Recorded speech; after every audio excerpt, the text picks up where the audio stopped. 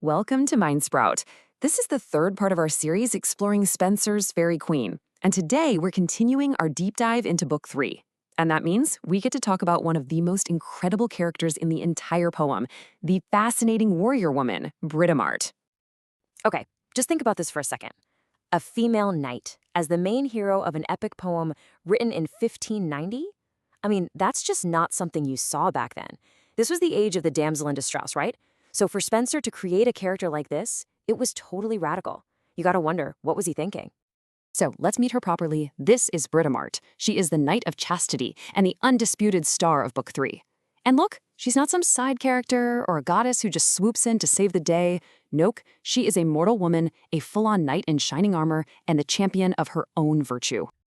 All right, to really get Britomart, we first have to understand the huge problem her creator, Edmund Spenser, was up against. You see, he was writing this massive national epic for his patron, his boss, really, Queen Elizabeth I.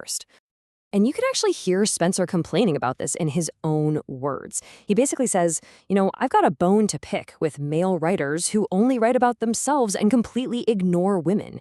He saw that the brave jests or the brave deeds of women were just being left out of the story, and he was absolutely determined to fix that. The literature of the time was just packed with these passive damsels. You know the type. They're in trouble, they're helpless, and they're just waiting for some guy to come rescue them. But Spenser, he needed the exact opposite. He needed an active heroine, someone who goes on her own quests, a character who is a source of power herself, not just some prize to be won. And this right here, this is the heart of the puzzle. An epic poem about founding a nation is almost always about one thing, creating a royal bloodline, a dynasty. But here's the catch. Spenser's queen, Elizabeth, was famously the Virgin Queen, unmarried with no heir. So how on earth do you write a story about founding a dynasty for a childless queen? It seems impossible, doesn't it? Well, his solution was nothing short of brilliant. He decided to create a whole new kind of myth for a new age, and at the very center of it was the perfect epic heroine for his time, Britomart. See, Britomart wasn't just a flat, one-dimensional symbol for chastity like some of the heroes in the earlier books. No way. She was a complex, driven, full-fledged character. Her quest isn't just symbolic. It's a deeply personal love story that just so happens to have massive, nation-defining stakes.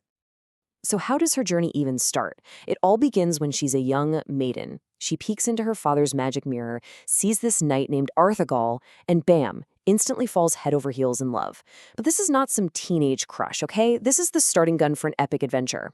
She's so overwhelmed that she goes to the wizard Merlin for an ice, and he reveals this incredible destiny she has. So what does she do? She puts on a suit of armor and sets out to find the man she's fated to be with. Incredible.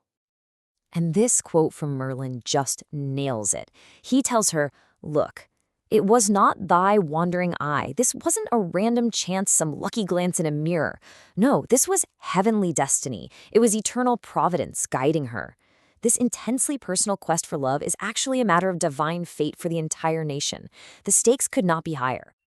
Okay, so she's on this quest, but she's also an unbelievable warrior, defeating some of the greatest knights in the land. So where does all that strength really come from?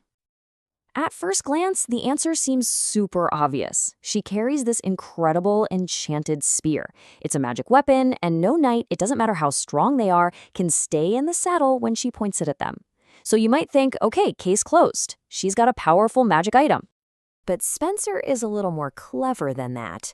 Is that magic spear really what makes her so formidable?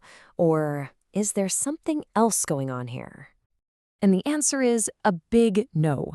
The magic is almost a distraction, a red herring. For Spenser, Britomart's true, unstoppable power comes from within her. The spear is just a symbol for her real weapon, her resolute chastity, which for him meant a kind of controlled, powerful, and purposeful love. In fact, Spenser deliberately downplays the magic for a few really smart reasons. First, it gives all those proud male knights she unhorses an excuse, right? They can say, oh, I didn't lose to a woman, I lost to a magic spear. It also drives home the point that her inner character is way more powerful than any magical gadget. And hey, the guy who made the spear, King Bladdard, was destroyed by his own ambition. Britomart, on the other hand, uses power virtuously. This makes her a relatable human model, not just some distant magic user.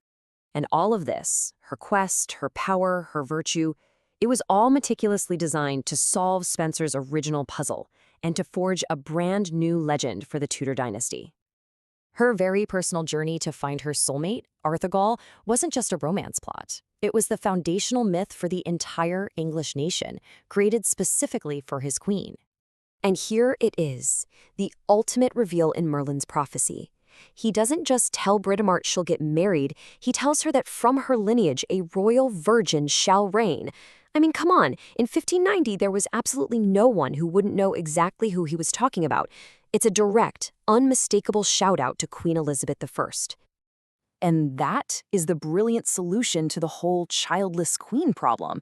Spenser literally invents a mythical ancestor for Elizabeth, giving her this legendary Trojan-descended origin story, where her reign was the fated culmination of this grand romantic quest. You can really see the whole legend Spenser built laid out right here.